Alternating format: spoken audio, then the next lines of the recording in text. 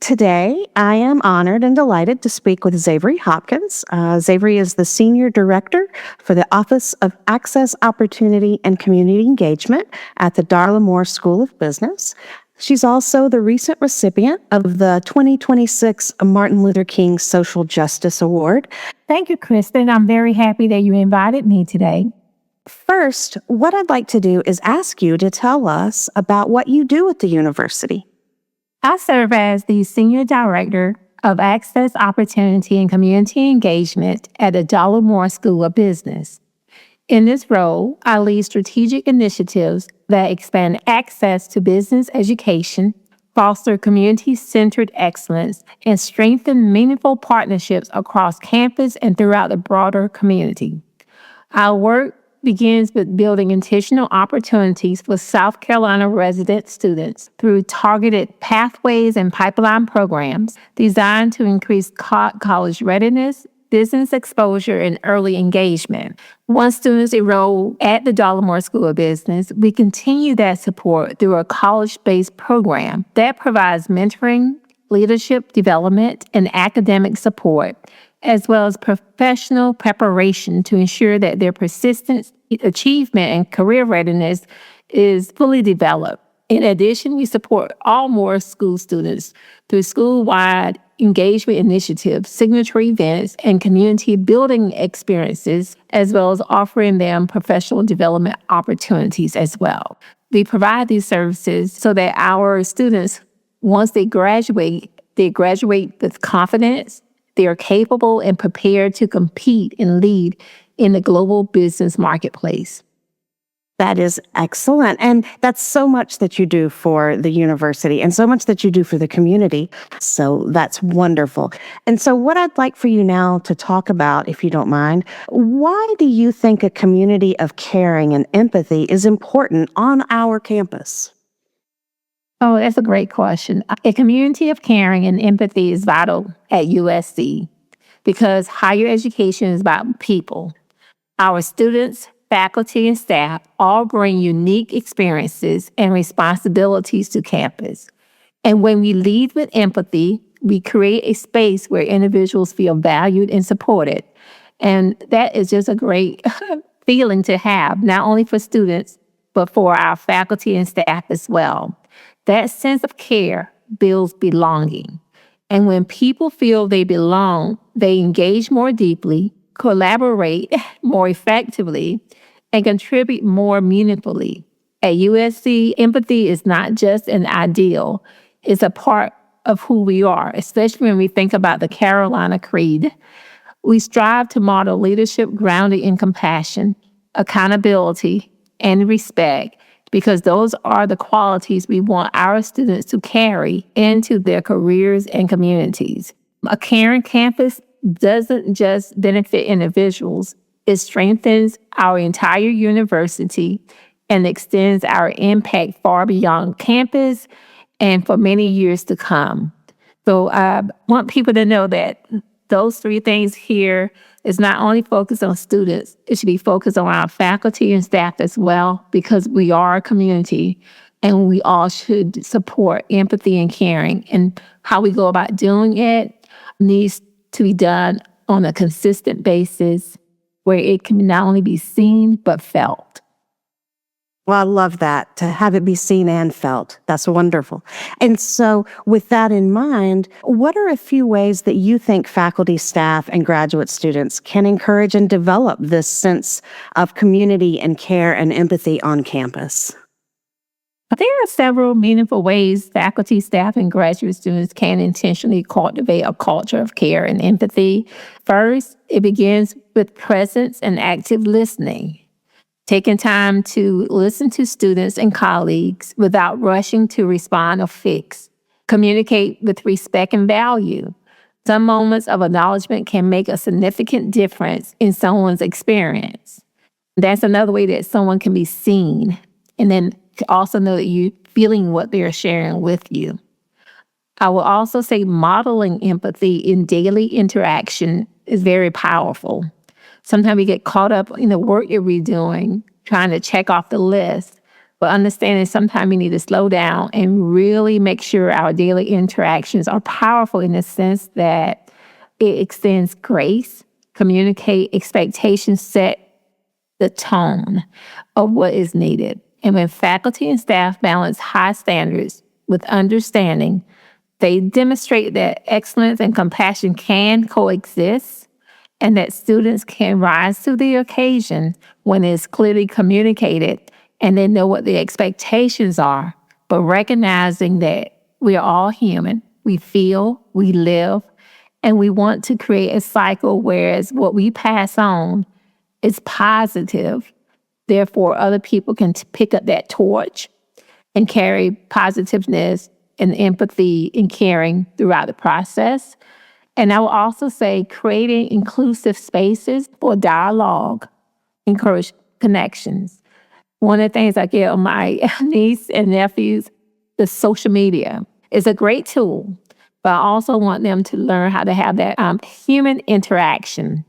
And I think graduate students, faculty, and staff can facilitate conversations that allow individuals to share their perspective and experiences in a respectful environment, especially when we're talking about in a setting where people can see one another. Exposure to different viewpoints builds understanding and resource and reduces assumptions. I always tell the people I come in contact with, many things can be assumed when you're on social media, but there's nothing like having that face-to-face contact, that ability to see someone, to understand what they're sharing. And I would say also mentorship, whether formal or informal, mentoring relationships help individuals feel supported and seen. Checking in regularly, offering guidance really contributes to both academic and personal growth. There's nothing like asking a student, how are you doing? How do you do on that test? Or a faculty member saying, well, these are the areas you need to focus on, but I see these are your strengths that you're displaying on your test. And they know that they are just not a student, but a student that's in a faculty member class that is being seen, or a graduate assistant. And I would say just consistency is very important.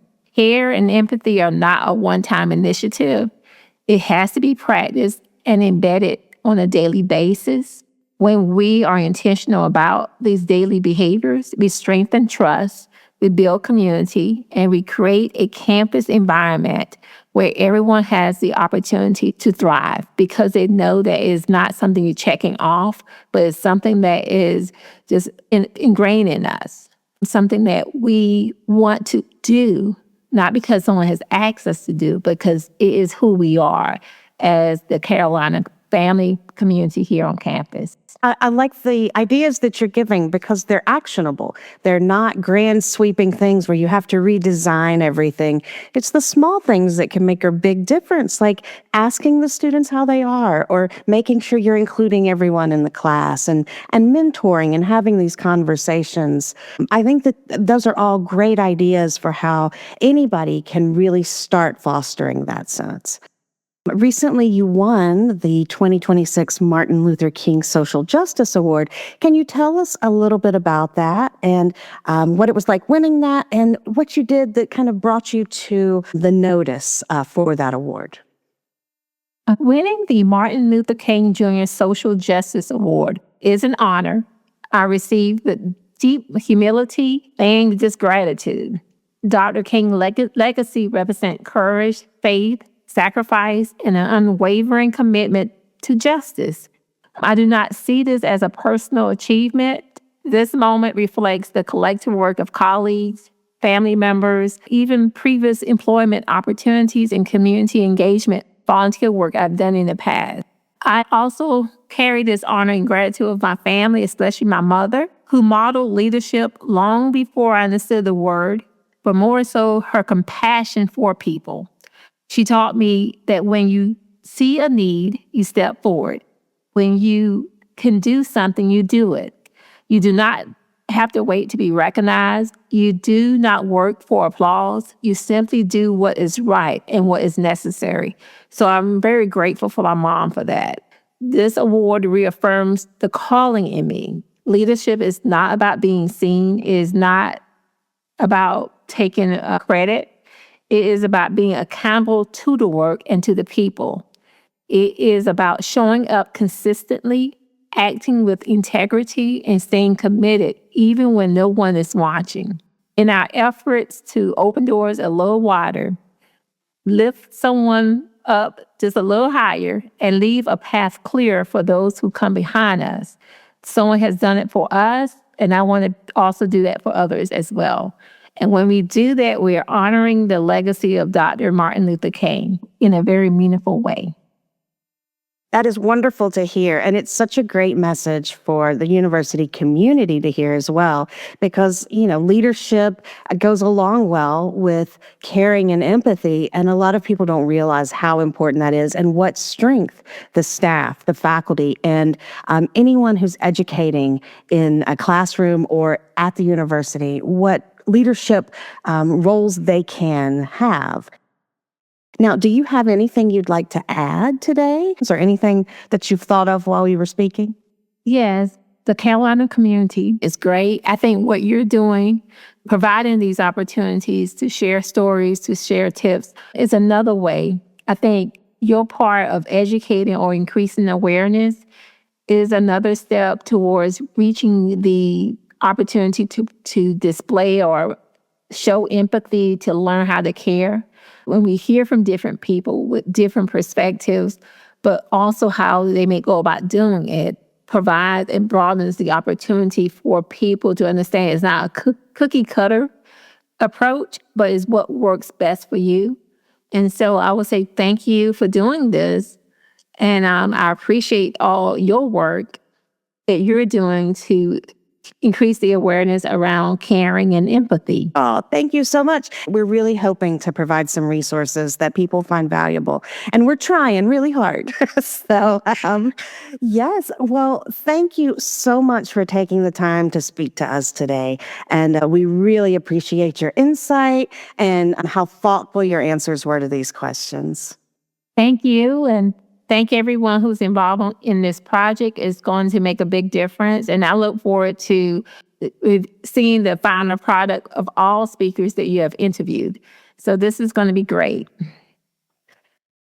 I want to say thank you once again to Xavery Hopkins. This interview is produced in part for Carolina 2026, a week-long celebration of empathy and care in the classroom. Thank you for listening.